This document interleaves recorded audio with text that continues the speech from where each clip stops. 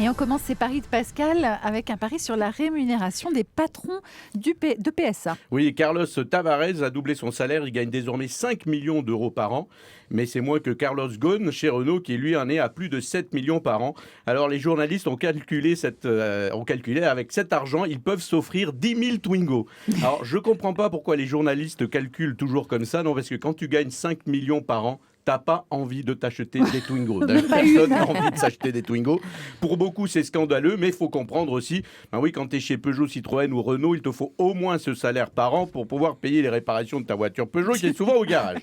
Cela dit, bravo aux deux Carlos qui ont redressé leurs entreprises. Alors, il y a des prénoms comme ça qui vont devenir à la mode. Vous voyez, en début d'année, tu t'appelais Michel, tu étais chanteur célèbre, tu faisais pas de vieux os, tu mourais. Le mois de janvier a été terrible. Là, tu t'appelles Carlos, c'est le jackpot. Des prénoms espagnols vont devenir très tendance. Du coup, toutes les boîtes cherchent un patron qui aurait un prénom hispanique.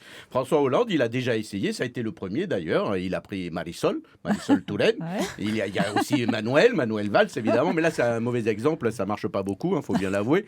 C'est pour ça que ça marche pas aux finances en France. Le ministre, c'est Michel Sapin. Ouais, il s'appellerait Miguel Sapine. Je suis sûr que ça irait vachement mieux aux finances.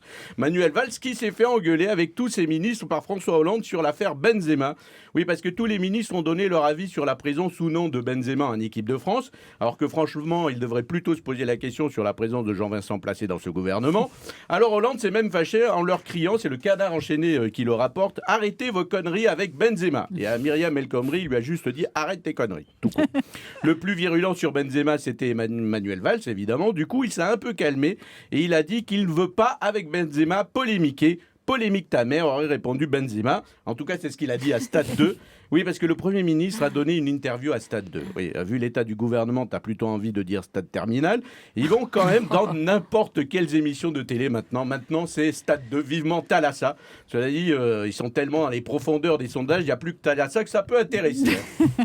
Alors aujourd'hui, tout le monde se réjouit de la reprise de Palmyre en Syrie. Oui, la cité antique, mais en ruine et partiellement détruite. Il faut, d'après les spécialistes, 5 ans de travaux pour remettre en état Palmyre. 5 ans, c'est exactement la durée des travaux pour remettre en état les frères Bogdanov.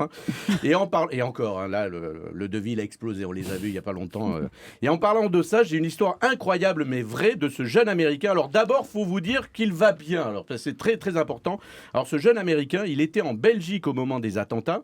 Mais il était aussi à Boston lors du marathon où il y a eu un attentat. Et il était aussi à Paris le 13 novembre. Non. Alors déjà, tu veux pas être copain avec lui.